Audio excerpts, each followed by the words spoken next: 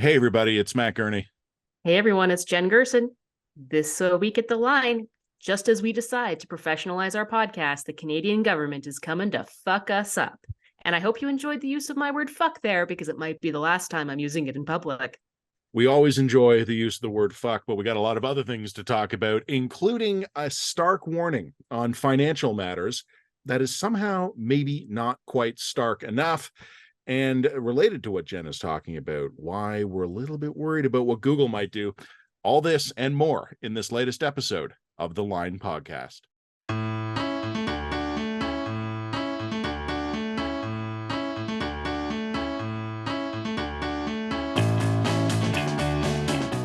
Coming up in 2 weeks in Toronto, a reminder, our first live and in-person event. We sold a bunch of tickets this week, but we still have some left. If you're interested in joining us for our talk on October 18th about whether Toronto has gone nuts, drop us an email, lineeditor@protonmail.com.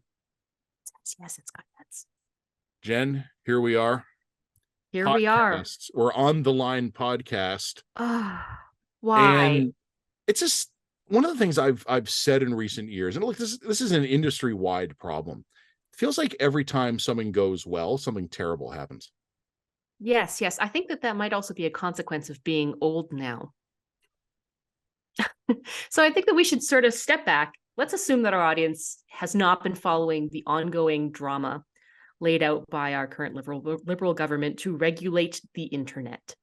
So there have been two concurrent bills here on this subject. There's been C11, sort of the Online Streaming Act, and C18, which has been the Online News Act. Now, people who have been following us here at the Line will know that I have been a talker on C18 quite a lot. I've written a lot about it. I also testified before both the House and the Senate committee. Totally bombed in front of the Senate committee, but that's another matter. In stark opposition to C18, which is the Online News Act, which was the act that is attempting to force Google and Facebook to pay a certain amount of money to legacy media outlets in exchange for the privilege of hosting legacy media outlets on news links. Meta has responded to that in Canada, saying, yeah, no, and they've just cut off all Canadian news links. And we are awaiting to find out how Google's going to respond to this. We're going to put a pin in that because we're going to come back to that. Yeah, we'll talk about Google in a minute. That wasn't the major news this week, although it was a major news item, and it's something we do need to talk about. Oh, and they're related. And they're related. Instead, we're going to talk about C11, which is the Online Streaming Act, which was an attempt by the Canadian government to bring online streamers under the aegis of the Broadcasting Act. Now, I need to explain what this is a little bit for people who are just tuning in, because the Broadcasting Act, initially what that was supposed to be was that you had a public regulator who said, look, there's a finite amount of electromagnetic spectrum. We have to decide which companies are going to get access to this public good, the public good being the electromagnetic spectrum. And we need to make sure that they're doing a public good in exchange for access to this. So when electromagnetic spectrum was a finite, scarce resource that was a public good to manage and contain. Which was, sorry, Jen, to clarify, we would be used for radio or television transmissions. Correct. Radio and television transmissions. Under that kind of logic, the Broadcasting Act made sense. And over time, the Broadcasting Act sort of started to expand its understanding of the public good. So it didn't just say, okay, you CBC, you get access to 91.9.1, and you radio station Y get access to 97.8. Over time, it became a broader definition, and it said, no, you need to be able to provide news on your channels, and you need to be a source of information for the people who are using this public good. And there were certain back and forths between the private and the public sector as a result of that. So there were many, for example, major media companies that also were not only content providers, but were also telecoms providers. So in exchange for being regulated on the content side, often they got privileged and protected access to the market for telecommunications, which had the effect of creating a telecommunications oligopoly in Canada. That's why our cell phone bills and our internet bills are much higher than they are in many other comparable places in the world. So this has always been a very messy space. But then, into this space, you have the internet. And the internet doesn't have that scarcity problem. Internet bandwidth is only as limited as your ability to create more space via servers and ISPs and things like that. It's constrained only by private capital. And as internet bandwidth has become more and more cheap, essentially, it has effectively become infinite. There is no finite amount of digital bandwidth space that needs to be regulated. And therefore, there was never any logic to expanding the Canadian regulatory's mandate into the digital space. Like, as Matt and I can tell you, podcasts, for example, this is not an area that suffers any kind of market failure in Canada, right? Like the barrier to entry is incredibly low for most digital content creation studios. It's not zero, but it's almost zero. And, because it's a global market, us Canadian podcasters can compete in a global marketplace, which means we can build an audience not only in Canada, but we can also build an audience in America. We can build an audience in Australia if we want, right? So it's always been a very freewheeling space. However, in recent years, it's clear to me that the Liberals have started to see the internet as a very threatening space. And as a result, you have seen a government that absolutely wants to start to impose the same rules that they have imposed traditionally on television and radio onto that digital space. And those rules do bleed into content provisions. They bleed into the sorts of content that you as a Canadian can access through what we call CanCon provisions. So most television and radio stations are mandated by law to provide sort of like 30% of their content has to be quote unquote CanCon. So it has to be Canadian music or Canadian shows or Canadian whatever. And of course, this required a very Byzantine bureaucracy to be established around the concept of what was Canadian and what wasn't Canadian. And it's just as bizarre as you might expect. But it also includes, like, for example, industry players have to join a quote unquote voluntary self-regulated body called the Canadian Broadcast and Standards Council that would do things like accept complaints about content, or they would dictate what kind of language you could use. Fucks are out.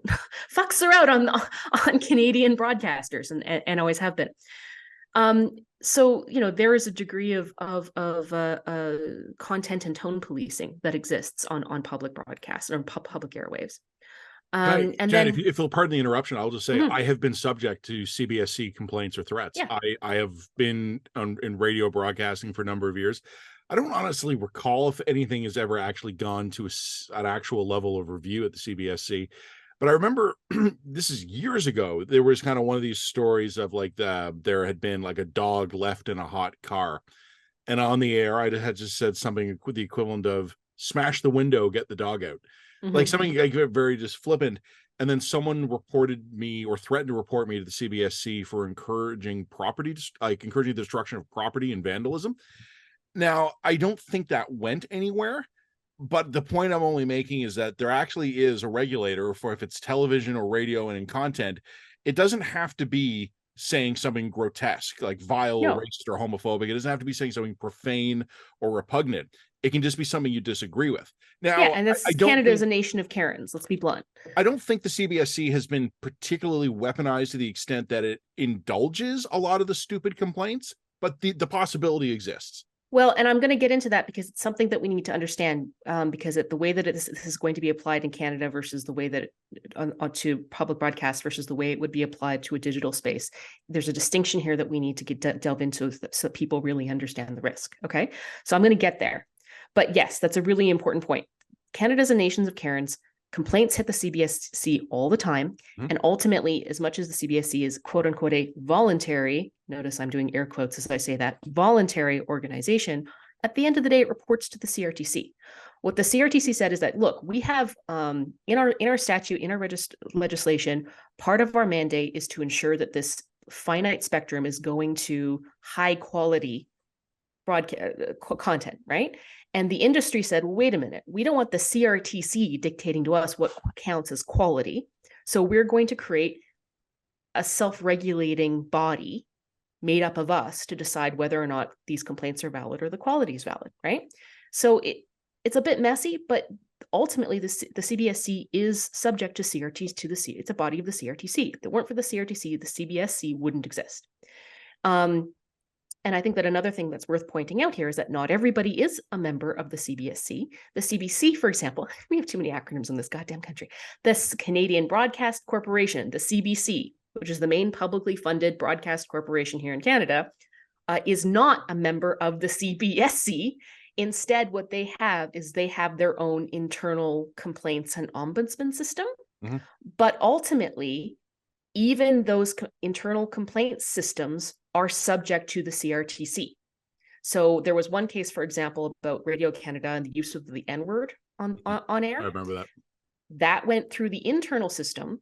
And when that internal remedy wasn't deemed satisfactory, it was ultimately heard by the CRTC, which ruled against the CBC's ability to use the N-word.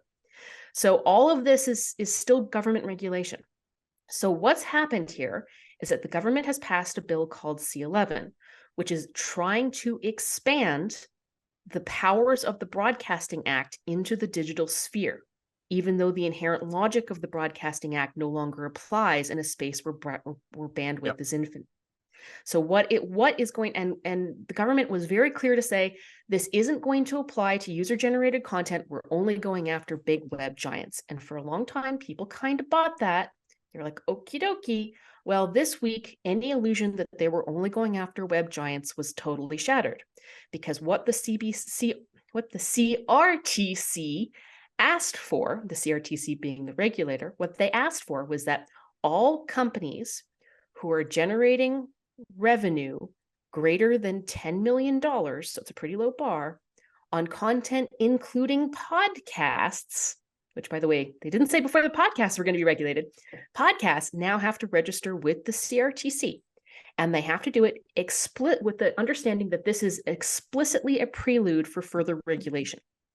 So it's going to be a slow and steady as she goes pace. But the only reason to register with the CRTC is that the CRTC can understand who's out there and who needs regulating. Okay? Which, stop and think about this for a moment. Your regulator doesn't even know who that needs to regulate is pretty crazy in and of itself. Now, there are a lot of people who have defended the CRTC saying, well, honestly, what company is making more than $10 million? This isn't going to cover podcasts. And that's kind of half true, but not totally true. Certainly, we at The Line don't meet the $10 million threshold. We are not going to have to register with the CRTC. But you want to know who probably is going to make the $10 million threshold? The companies we distribute our podcasts through, including Substack, Google, Apple, and Spotify. Bingo. And so what that means is that if Google, Apple, Spotify, YouTube, all of these companies now have to register with the CRTC, with the understanding that if they register, they're probably going to get regulated by the CRTC. Now, essentially what happens is the Broadcasting Act and all of the provisions spelled out in the Broadcasting Act under C-11 is now going to apply to all the Canadian content that they distribute. Mm-hmm. So they're not going after user-generated content, they're going after all of the distributors that user-generated content relies upon. And this is where it gets really, really fucked up, because I pointed this out in my column this week, and that I think that Warren Kinsella basically spotted the real fear and the real concern about this. And that is, firstly, all you need to do now is go to Apple News and say, Matt Gurney and Jen Gerson are offensive pieces of shit who have contravened Section 388 of the dog's breakfast that has become the Broadcasting Act. You know, we're going to file a complaint with you. And these distributors, who are overwhelmingly American distributors, are going to be like, cool, delist. And it's not going to take very many complaints for them to just say, it's not worth it for us to risk a run-in with a regulator. It's not worth it for us to do. And I think that this is something also that a lot of people have fundamentally misunderstood about this law, is that, you know, you, Matt Gurney, radio host at Bell or whatever, or Global or whatever, if somebody wants to send a bunch of stupid complaints about you to the CRTC, the company that hires you has a vested economic interest in defending your right to speech, okay? Because it's a Canadian company, you're a Canadian talent, their credibility and their investment in you is wrapped up in defending you to the degree possible, and to making sure that the CRTC just can't shut down every single high profile talent they have, right? There's a vested interest in that. A lot of the contracts, in fact, would make it explicit that if I'm exchanging on-air commentary, that the company is obligated to defend me against reasonable legal challenges. Yeah, exactly. But if now we're taking that regulatory system and we're applying it to Apple, you think Apple's going to go to bat for you and me against a CRTC complaint, regardless of whether or not it's frivolous? No. You think that Spotify's going to give a fuck? Nope. No, they're not. None of these American distributors have an economic incentive in defending our right to use their platform. They just don't. And as a result, what you're going to get is that either bad faith complaint logging, which of course we've seen plenty of in recent years, or what's more likely is that you're going to have people like you and me tone it down, make sure our complaints stay under the water, stay just popular enough to make sure we can live a living, but not too popular so that we don't offend too many people, stop swearing, because of course swearing's not going to be permitted anymore, and just doing what we can to stay afloat so that we don't catch the attention of the wrong types of people and we can maintain access to these American distribution networks. And that to me can only have a chilling effect on speech in this digital space. And it puts people like you and me at extraordinary risk. And again, I'll get to this point later, but yeah, it does come down to a kind of slow burn cultural censorship issue. And this is why I am incredibly angry and pissed off about it. Have I explained that well? As well as any mortal can. It's a regulatory mess. It's a bureaucratic. It's a regulatory mess. Yeah. I mean, a couple of things I would say in reply is that I broadly agree with you. I do think there's a lot of either accidental or no, let me rephrase that. There's either a lot of sincere or insincere refusal to actually understand what is being suggested here. Mm-hmm. Any argument that basically goes, what is the line making $10 million is either disingenuous or stupid, because the threat is not to the line directly, it is to the services the line uses to reach listeners. Yeah. And if those are choked off for us, the Line podcast will exist and it will be enjoyed by dozens and dozens of people. And this is and if people do not understand that, or if people have chosen to not understand that, well, some of that's a problem we can perhaps fix. Some of it we can't. Some of it, well, for now we can fix it. For the moment we can fix it. Who knows for how much longer? The other point I would make is, and I think you describe well the problem with spectrum, electromagnetic spectrum, where once upon a time in the old glory days of AM radio, if you had two stations that were too close to each other broadcasting on the same frequency, they would wash each other out. Neither would be listenable. There really was a need, not only on a national scale, but on an international scale. Like, you could not have two channels, one in Toronto and one in Buffalo, trying to drown each other out on the same frequency. You had to figure this stuff out.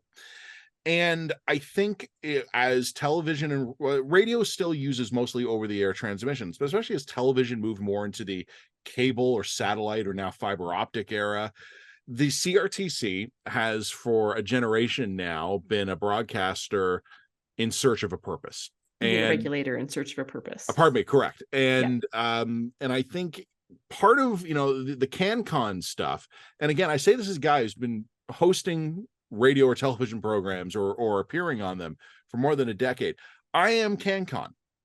I have no illusions about that. I have had lucrative jobs that exist to satisfy a regulatory broadcast requirement, and the company probably would have been perfectly happy to spend a tenth less money licensing some US courtroom drama to air in that time instead. But there was a CanCon requirement that I've benefited from. But I think as the CRTC watches its over-the-air transmission evaporate even further, it is looking for ways to stay relevant.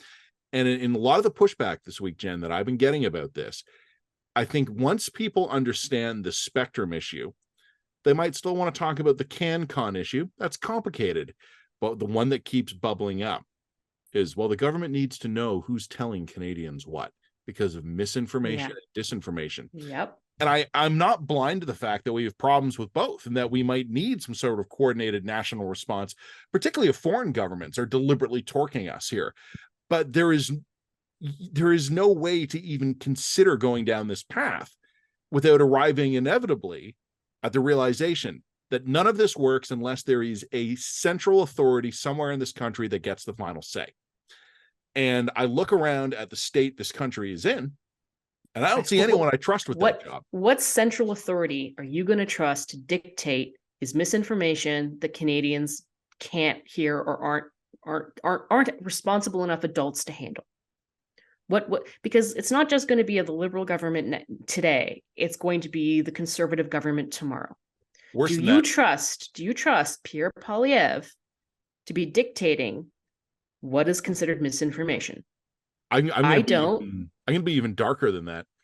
There are a lot of people today, and I've spoken with some of them, who are personally invested in this because they're liberals. And I'm not saying that as a criticism, but hey, our government promoted this, our guys, you can trust us. And then Jen, you raised I don't either, but I don't trust the government. But you raised the concern of what about the next government? I'm going to take things a step further. What about 7 governments from now? Yeah. I want someone to tell me how comfortable they are with there being an apparatus, either on a voluntary, involuntary basis, somewhere within the Canadian government, probably in a CRTC-like commission, if not the CRTC itself, that is going to be choosing which podcasts or whatever we're calling them then are accurate information to broadcast to Canadian society under the neoconservative government of 2072. Mm-hmm. Because you build in a regulatory framework for this stuff, it lasts a long time. And the proof of this is our 1980s vintage CRTC is trying to figure out what the fuck to do in the early 2020s. Yeah, once you create a regulatory body, the regulatory body needs the next thing to regulate. All of these art department, all the more government departments you create, the more government departments you are stuck with forever, because they will always find new ways to justify their own continued survival. There is no such thing as a government regulator or government department that says, you know what? Our work here is done. It always bleeds out, right? Whole careers are spent in these things, and then bureaucrats are hired. You've probably heard the expression that the bureaucracy is expanding to meet the needs of the expanding bureaucracy.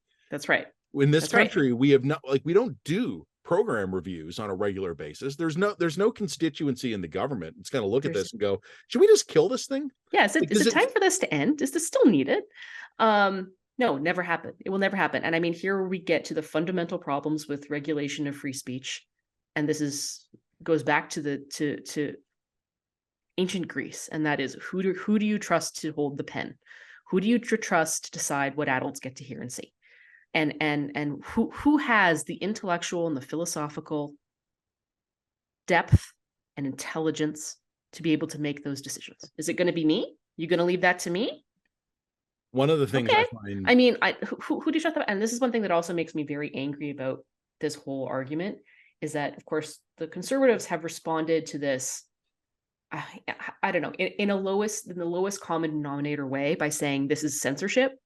And you've had a lot of very highbrow, smart people saying, well, this isn't technically censorship, and they're completely just fear-mongering, blah, blah, blah, blah, blah, blah. And I'm going like, the Liberals are putting us on a path toward a highly restricted speech regime. Mm-hmm. All right? An extremely restricted speech regime. And your response is, but Pierre Poilievre's tweet was bad. And I keep on, like, I can't keep on losing my mind to this, because I'm saying, whether or not you want to consider this censorship, or whether or not you want to consider this incompetent regulatory framework, we can debate how many angels are on the head of a pin. Like, you can make the argument that this is about censorship. I mean, you can. I think that it's more complicated than that, but I mean, he's trying to reach out to a relatively uninformed audience who maybe isn't up on the details of the regulatory system here, right? So he's trying to simplify it in a way that most people can understand it. And you guys are fixated on the fact that he's calling it a censorship regime, instead of focusing on the fact that the Canadian government, the people who actually have the power right now, Pierre Poilievre doesn't, the people who have power right now are trying to register fucking podcasts.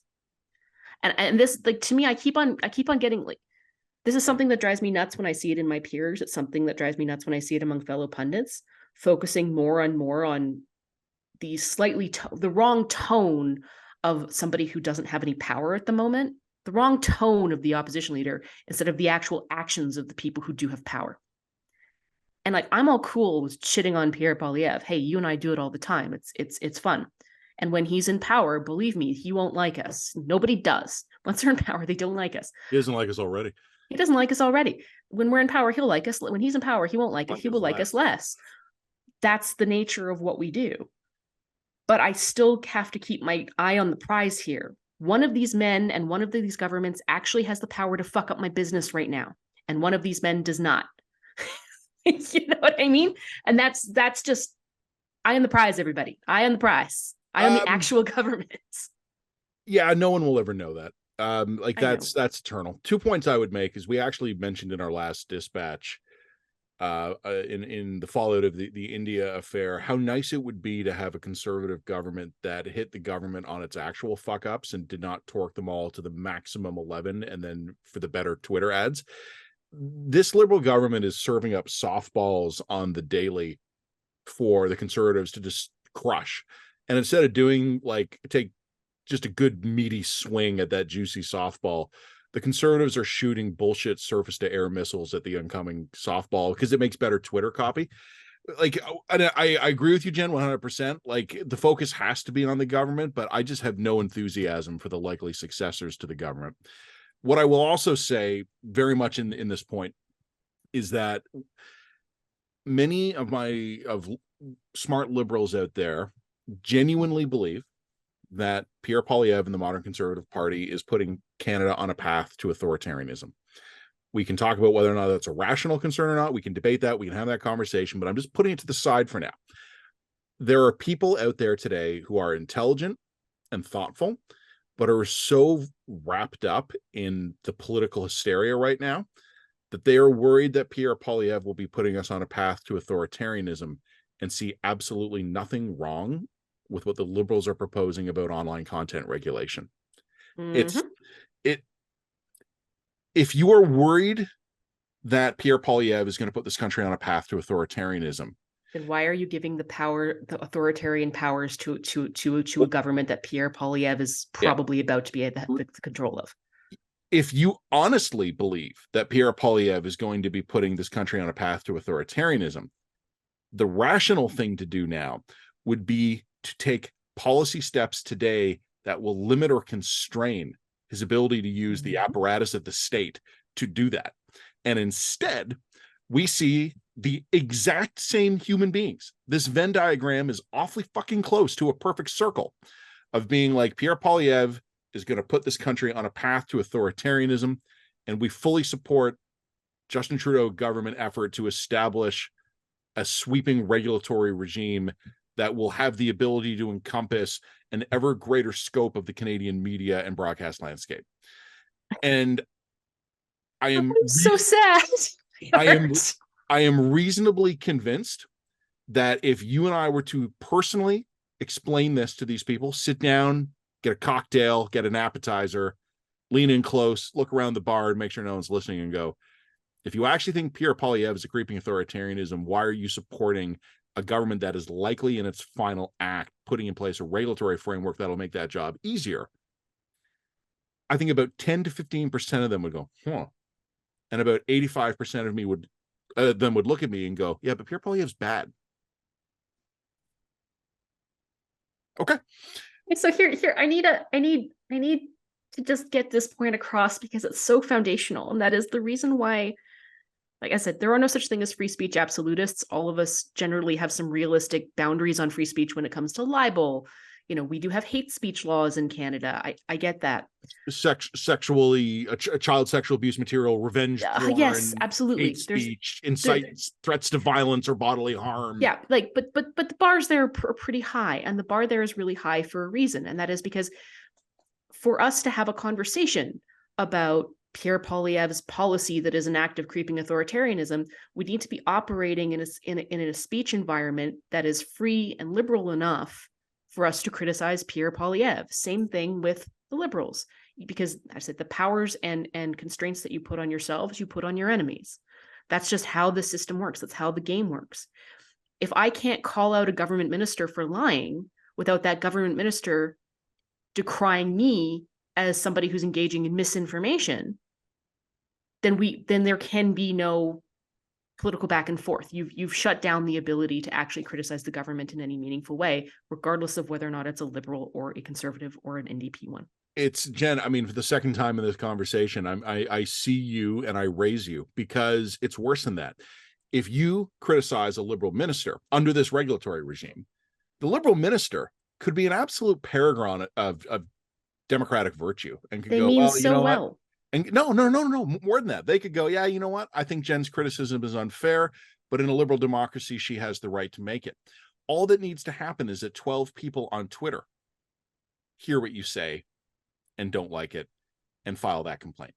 Yep. The government can keep its hands completely free, completely clean. They could all be this is absolute not paragons about of maturity. free speech or censorship.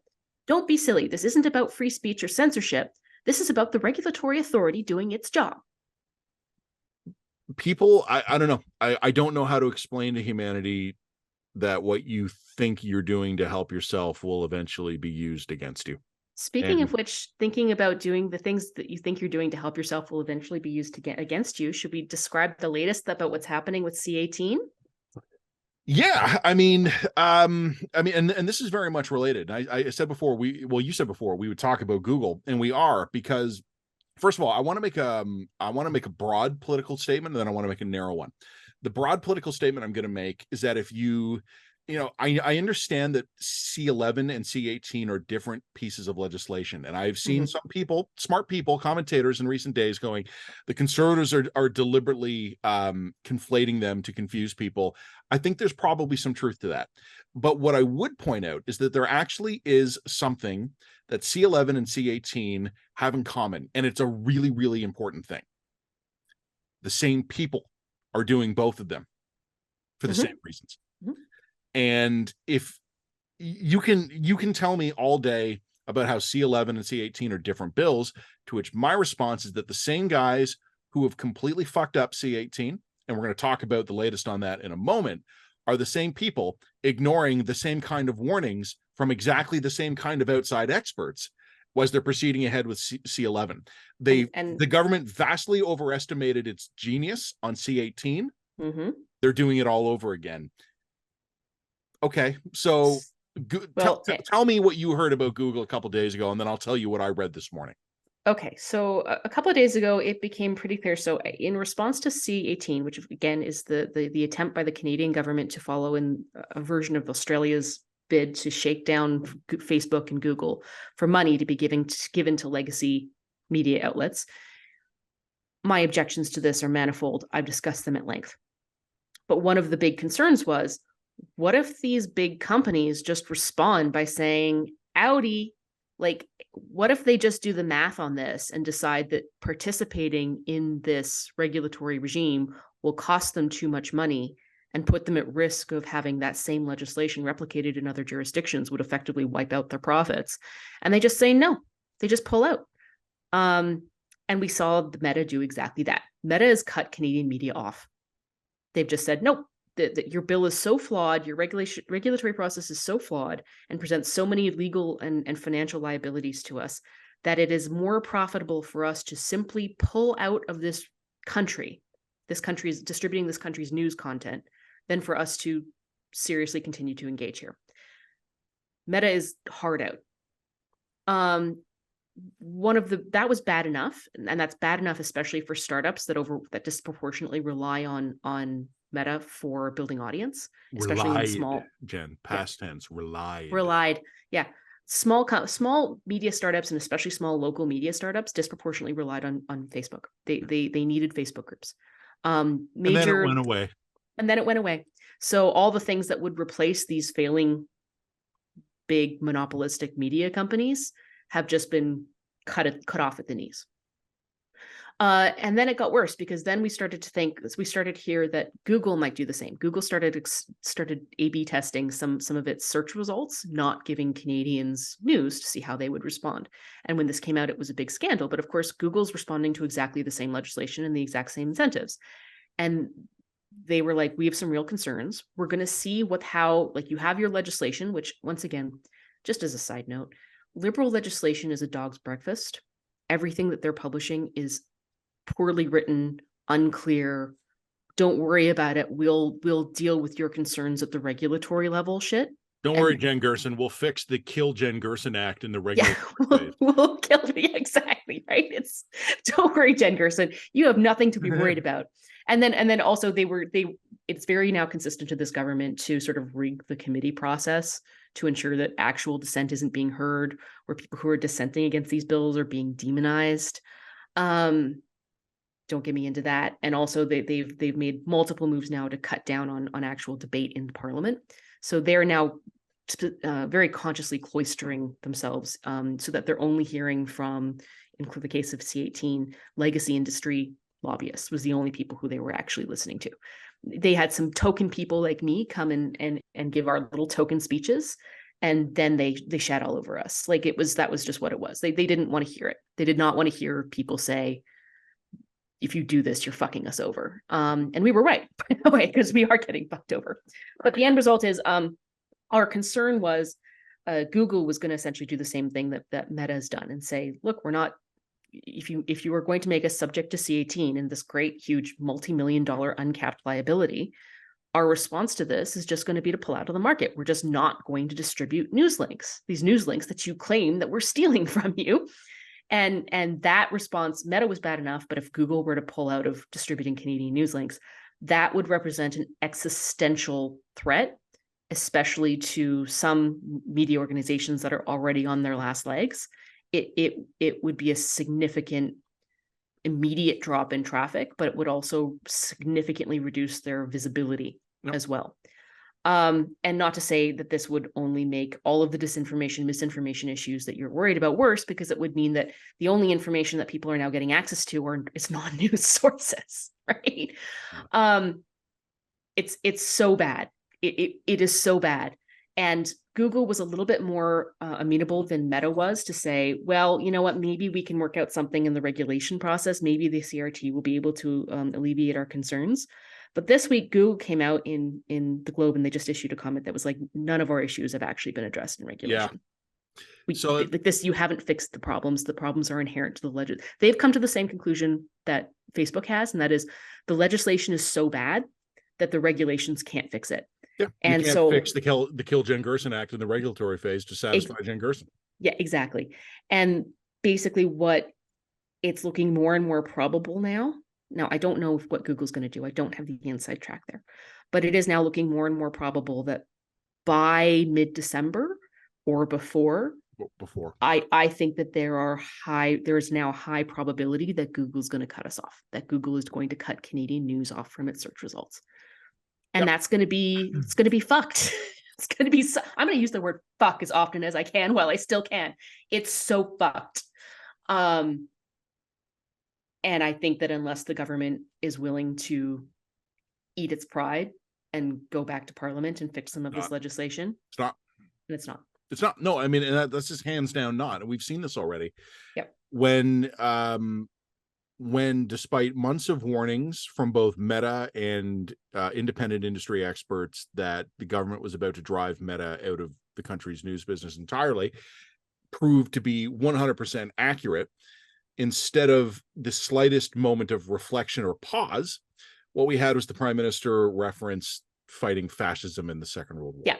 Yeah. And, great. Super. I even saw people who I believe are not necessarily partisans, but are ideologically predisposed to support the current government. I'll be polite. I'll put it that way. Who went from, this is a flawed bill that requires revision, to Canada shall not be bullied by these foreign-owned tech companies. Yeah. In about 2-3 blinks of an eye. Mm-hmm. This is something that is very related to what we were talking about just a minute ago about how C11 brought to you by the people behind C18. They completely fucked up C18 in a predictable way and then responded to that result, the consequence, in a predictable way. Why am I to expect any different on C11?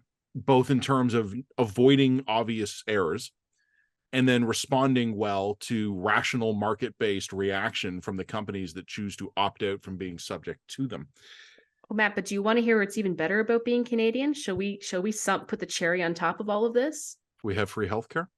No. After C18, which is, by the way, also not going to wind up funneling any money back to the newspapers, by the way. Yep, you spent a multiple year lobbying effort making a terrible deal with the devil that actually isn't going to wind up paying out. Good job, legacy media. That's the business acumen that got you to the place where you are today. I have nothing but anger toward. Anyway. And then on top of C11, which promised us that it wasn't going after user-regulated content, don't worry, YouTuber, you'll be safe, is now going to be registering all of the distribution networks that those user generators rely on. So thanks, everybody. And in the process, by the way, the CRT is now moving ever closer into your quote-unquote print newsrooms, fellow legacy journalists. Well done. Now, next coming up sometime in the near future, we have this government deciding to triple down on its internet regulation regime with something called the Online Harms Act. We don't yet know what's going to come in the Online Harms Act, but we have a government with its own issues around misinformation, let's put it kindly, now wanting to put forward legislation that will regulate misinformation and hate speech even more. And to what credibility this government has or imagines it has to dictate what counts as harmful information online is going to be a real interesting show. But I made a tweet, a controversial tweet that is, and that is if the government, this liberal government continues on this track, and we're not here yet, but if this liberal government continues on the track that it is currently on, in the not so distant future, the Canadian information sphere is going to look as bad or as worse as it does for the average Chinese citizen. And I'm not kidding about that. The average Chinese citizen can Google the fucking news. All right? The news is controlled, but they can Google it. The news is controlled, but they can Google it. News is controlled, but they can Google it. Anyway, You're grumpy. I'm in a very angry space right now, Matt. You know what? Maybe I'm just that time of the month, but you know what? I'm in the bad place. I'm in the bad place. I have no safe reply to that comment. You have none. Shut the fuck up. Look at the way Jen just effectively regulated my free speech. 100% I did. I'd do it again. So moving on to a couple other federal matters, there's one thing I actually want to talk about, and this is one thing I want to mention. And the mention is that it was reported this week that the first draft of the Pharmacare bill presented to the NDP by the Liberals as part of the confidence and supply agreement, the NDP have rejected it.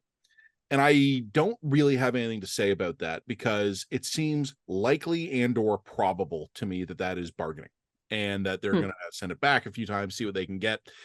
The only reason I bring it up at all is because the Liberals remain in polling free fall. And I do suspect there are some in the NDP leadership that are wondering how long they ought to be carrying this thing along. And I know that the conventional wisdom is that the NDP cannot dare go to an election today because they would get wiped out. And I think that is accurate. I think this, like, if there was an election held tomorrow, I do not think the NDP would do well. Yeah, but how much more are they reasonably going to get out of the current supply and confidence agreement? More to the point, will they do even worse 18 months from now? I don't know. But if people at the NDP headquarters are not thinking about that, they're idiots. And I have not discounted the possibility, having watched the NDP in action in recent months, that they are not, in fact, run by idiots, which is odd because I think some of the smartest people in Canadian politics are actually career NDP operatives. I think it's kind of like, there's a reason Israel and Poland are very good at intelligence. They have to be. And I think if you are going to be a good political operative for the NDP in Canada, you have got to be better than the Liberal or Conservative operatives because they outgun you 10-1. So I think they have very smart people working for that party. At least some of them have got to be saying, guys, if we go to the polls now, we're going to lose seats. If we go to the polls 12 months from now, having continued to prop up this government, we may lose more seats. It's not a prediction I'm making. It's not a guarantee. But it's a possibility that they have to at least be thinking about. That's all I got to say about it. And they've also got to start doing the math on diminishing returns, right? What else are they likely going to get out of another year and a half of government? I don't Just know. materially, what gains do they think they are still going to acquire here? Look, Right? as soon as the confidence and supply deal was announced, you and I, in one of our dispatches, I went back and I read it this week. We were bang on. The problem with the confidence and supply agreement between the NDP and the Liberals, if from the perspective of the NDP, it's not that we'll be able to wring some promises out of the Liberals. It's that the Liberals have a proven track record of not being able to deliver on their promises, even the ones they want to deliver on. So diminishing returns, God, I think we're already well into that. So that's, I don't know if that's even worth a written blurb in the dispatch. That's just something I noticed this week. And I went, oh, interesting. Like that has now bubbled out into public. So that's worth keeping an eye on. The main point I wanted to make, and it's going to seem a little bit abstract at first, but David Dodge, former governor of the Bank of Canada, one of the top respected economic minds in the country, was in Parliament this week, and he was giving some testimony, talking about the state of federal finances. And podcast listeners, YouTube viewers, don't tune out yet. This is not going to be boring. I know you think it is because I said David Dodge and federal finances, but this nothing is boring when you and I are talking about it. Although I will admit I did start to zone out a little bit there. I could see it happen. Yep. So he was talking about federal finances, which is not the interesting part of what he said. He was talking about federal finances, and one of the things he talked about was basically the numbers are bad, rising debt costs, growing expenditures by government to keep up things like healthcare and things like that. He basically read the riot act to the government of, we're going to have to actually get on a more sustainable fiscal footing. But he also said something that was really interesting, and it was almost an aside he made. He said, we need to have tough conversations. Canadians, I forget his exact wording, but it was like, Canadians are realistic people. Like, have the tough conversations. Canadians are realistic people. I don't like it when I hear economists say stuff like that. That's never the happy sound. No, I agree, but that's not the part that I even thought was interesting. What I thought was interesting, I thought about it. I'm like, I don't think Canadians are realistic people. and I'm not meaning this in like we're just saying we hate us. That's all. No. We hate ourselves. We're self-hating Canadians, Matt. Just admit it. It is not that. I think Canadians are realistic people inside a very small box that has, and all of the experiences within that box are the geopolitical order of the last 75 years, a low interest rate environment that lasted for an entire generation, a housing market that never goes down, only goes up. Canadians are realistic people within the confines of their lived experiences. Of the 90s. And, I'm not saying this to be doom and gloom. Again, these are not predictions, but us doom and gloom. Our Canadians are realistic people in the sense of contemplating what it would look like if we had a massive commercial or residential real estate meltdown in this country. Our Canadians are realistic people about thinking what's going to happen as government debt continues to roll over, not just in this country, but in the country to the south of us, what that's going to do to everything we rely on for our economics here. And I think when I thought about what David Dodge was saying, I think I knows what he means. Canadians are polite. We're good listeners. We're generally, and we do what we're told. We're open to hearing out the other side. We will give respectful consideration. So I think when David Dodge says that Canadians are realistic people, I think what he means is that we're a respectful, polite people, and we're good listeners. But except you and me, we're assholes. But also, why Canadians like us? We're like the dark side. We're like the shadow selves. Well, I think sometimes we say things Canadians wish someone had said before. But I do not accept as a given that Canadians are realistic people, because in recent years, in fact, I think we have seen plenty of examples of Canadians making extremely unrealistic assumptions. I think you and I have spent some time in this podcast talking about how there is an almost perfect Venn diagram overlap between the people who think Pierre Poilievre is a budding authoritarianism and the people who think expanding the ability of the government to regulate media and free speech is a good idea. That's not a realistic take. I would actually go so far as to say that's a really fucking stupid position to hold based on realism. But Canadians are not a realistic people here. What has been, Jen, my meta narrative for the last 3 years? Expectations are a problem. Oh, that one too. Well, that's my way is the nicer way of saying it. Yours is the soon to be barred way of saying it.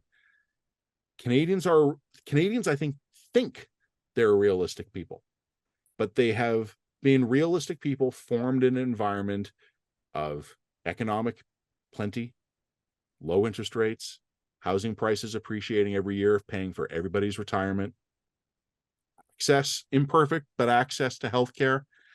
All of the operating assumptions of Canadian society for, I would say, the least 20 years, in some places going back 50 or 70 years, are under siege. Some of them will probably hold. The law of averages is that not everything will change. Some things will even change for the better, but some things are changing for the worse. We are realists, having evolved an entire society in a historical fluke of a utopia. What is going to be the Canadian response? And I think we're like, this is not a hypothetical. And this was something I was talking about on a different radio program earlier this week, where I was on with a very smart public policy professor who was talking about, well, we have to consider like what's going to happen to Canadians if housing affordability prevents a generation from getting entrenched, or if rising cost of food forces middle-class families to rely on debt in order to pay daily expenses, or if security problems in the cities result in people not feeling comfortable. And I was like, my dude, these are not abstract future hypotheticals. We've actually sailed through a few of these things already. And I think when I see a guy like David Dodge say that Canadians are realistic people, what I'm actually seeing is perhaps in its own way one of the bigger red flags I've seen in recent years. One of the things that you and I have said repeatedly is that there are no adults in the room. And I think if you believe that there are still adults in the room, that itself is not realistic. And I cannot tell you how many times in recent years someone has said to me, or you, guys, you're too doom and gloom. You're too pessimistic, because all that needs to happen is 1, 2, 3, 4. And then I just go, why has 1, 2, 3, 4 not happened? And the person has no response to that. At a certain point, we have to assume that the reason we have not done some of the smart things that would help us isn't because no one has thought of them yet, is that we are either incapable of doing them, or political incentives have led the people with authority to choose not to do them. Or and both. That is a different problem. So our Canadians are realistic people, some of us, but I don't think we're in the majority, and I guarantee you we're not in power. That was quite the video essay, Matt. Thank you. It was really good. Thank you. Subscribe today. Subscribe today. Subscribe to The Line for more brilliant doom and gloom essays from Matt Gurney and Jen Gerson. You know, my only response to that would be like, no, we're not a realistic people, but we're about to be. Yeah, you know what? Some of us, but like I was saying to you a few minutes ago, there was an opportunity for realism when Meta pulled out. And instead we shall fight Meta the way we fought the. We shall fight them on the beaches. So look, reality will have its way eventually. So I agree with you that we will all be realists eventually, because reality has a way of prevailing in the end. But what I have seen recently in the last couple of years is not a sign of dawning realism. It is an entrenching of our delusions. Yeah, I think that's right. Doubling down, like a doubling down on. I'm sorry, if you are someone who, again, I'm hammering this point repeatedly, but it's the example du jour. If you are someone who thinks two things at once, A, Pierre Poilievre is a creeping authoritarianism, B, we need expanded regulation of media content, you're not a realistic person. You think you are. You probably, like, again, you're probably going to be insulted that I'm telling you you're not. But people have lost the ability to detach their emotions from their analysis. Mm-hmm. And I think part of what's happening, us too, sometimes, by the way. I'm not saying that we're innocent of this. I'm upset. Free speech is a free speech. I mean, not the idealized version of it, but like realistic free speech to me is central pillar of liberal democratic stuff. I think that all of our other rights and our abilities are rooted in our ability to speak and think as we choose, or to speak and think as fits our experience in our lives. I think that if you start to constrain that by a centralized authority, every other freedom collapses from there. I think it's so basic to who and what we are. And it's so basic to our society. It's basic to our ability to organize. It's basic to our ability to have a civil society.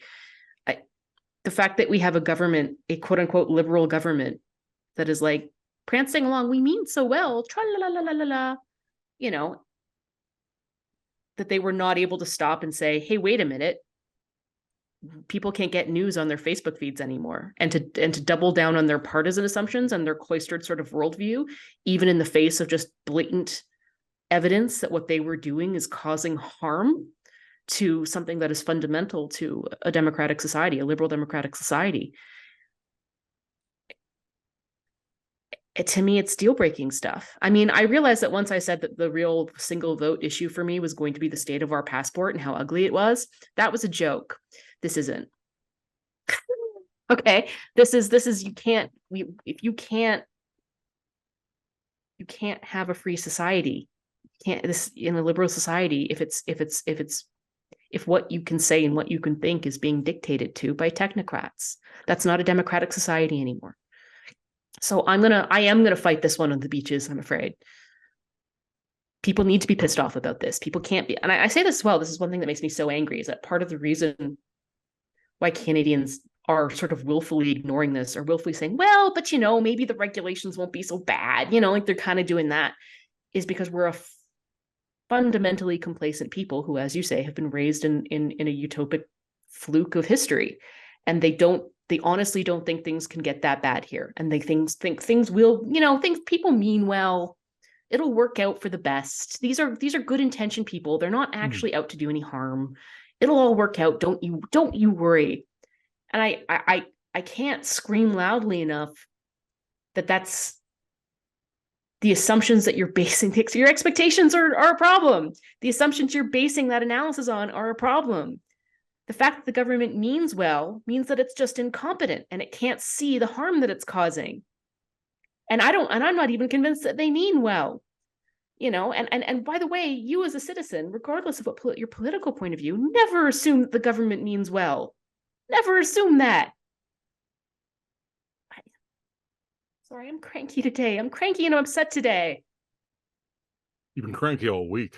I've been cranky all week. I don't even know what's happening to me, but I'm very upset this week in my very Canadian way, and I'm trying to be nice about it. Should send a clip of this to David Dodge. Invite him to lunch.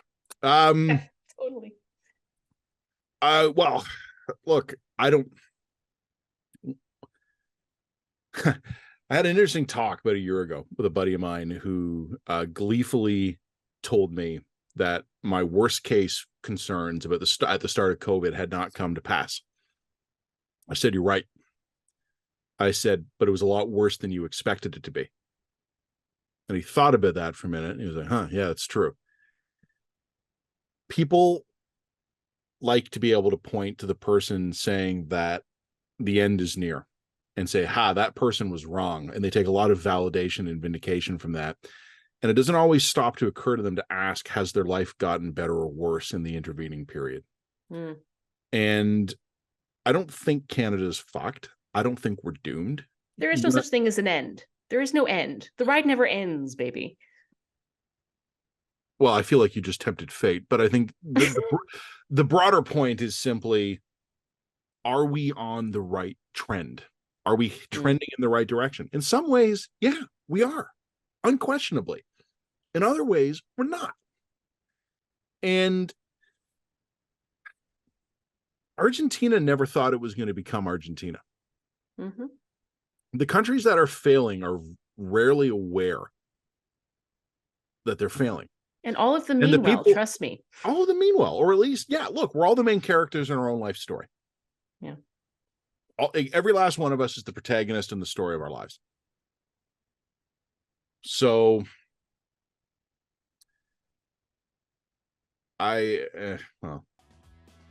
please click like and subscribe and leave us a review on this podcast or this video. And please sign up for your free account at readtheline.ca. For Jen Gerson, this is Matt Gurney. Have a wonderful, we forgot.